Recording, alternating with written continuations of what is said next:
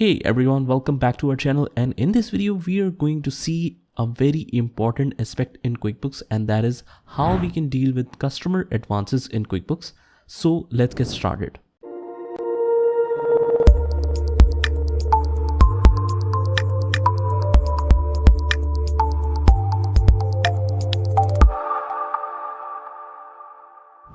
Now let's see this transaction right here, which says on 12th January 2024, we have received the cash in advance from Abu Bakr. Now, who is Abu Bakr? Abu Bakr is our customer. Now, we are receiving 378,000 in advance. So why the customer will pay us in advance? Let's think that. Because we have to supply it something in future. So that's why he's paying us in advance, and that consignment must be bigger than the advance, right? So in the very next transaction, we can see that he have also given us the sales order of this items. So 12 Corolla windscreens, Civic headlights and filters, which makes the total to 652,000, which is almost the double of what we are receiving in advance. So how do we receive the payments in advance? Let's see. And before seeing the advance entry, let's consider it according to the accounting standards. Some people receive it as a credit in QuickBooks, but that's not recorded as a liability. According to the proper accounting treatment, whatever you are receiving in advance from customer is a liability on us. We have received the cash, but against what? We haven't provided anything to the customer yet.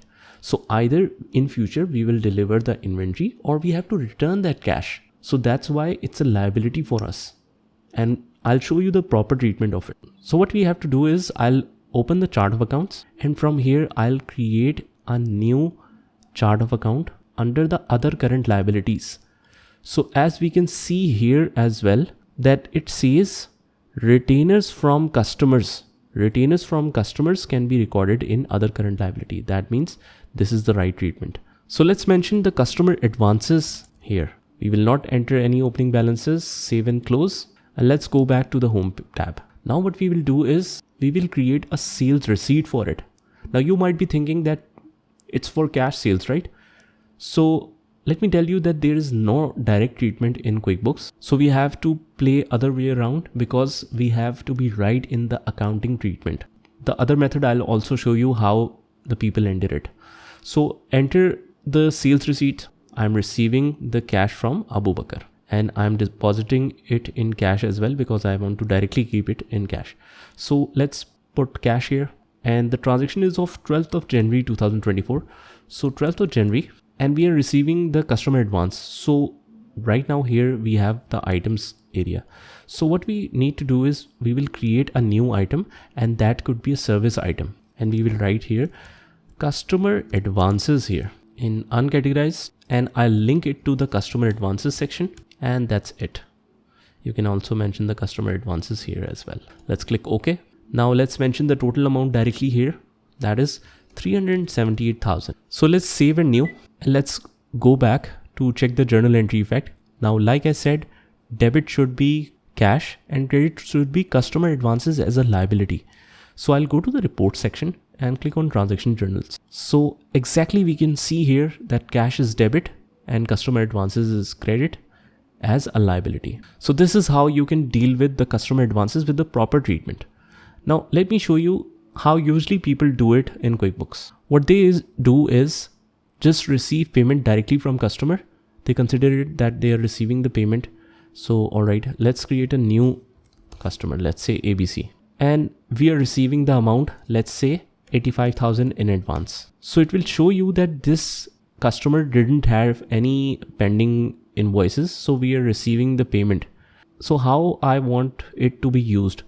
You can refund the amount to the customer, or you can leave the credit to be used later. So what they do is leave the credit to be used later and save and new. So payment credit will be created.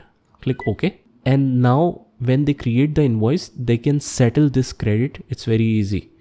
But if you go back, and this is our entry. So I'll go to the reports and click on transaction journal.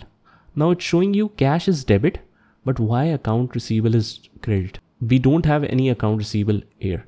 So when it reduces the account receivable, it will affect the total amount in the balance sheet. it will deduct it as account receivable amount, which is wrong because that is a customer liability to us, not the reduction in receivable. So that's the main problem. Okay, let's see the next step.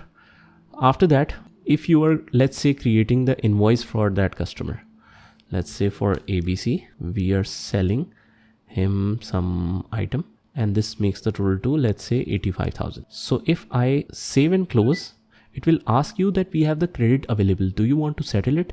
Yes. And we can check it and done. So ultimately the problem will solve. But for the short term, if you're talking about the correct treatment, this is the correct treatment like I showed you before. But if your company is following this procedure, you can also do the same. It won't harm you in long term, but in the short term, the entry would not be correct. So let's be careful to delete these entries. Make sure that you have the right customer selected. Otherwise you will accidentally delete some other entry. Let's delete this one and let's go to the create sales receipt as well. And let's find for the appropriate entry. I think it's deleted. Let's check in the customers. No, we haven't deleted it. So in the ABC, we have 85,000 and we can see all the transactions here. So let's select the payment from here and delete it. Only then we will be able to delete the customer altogether. So guys, this is how you can deal with customer advances with both the methods.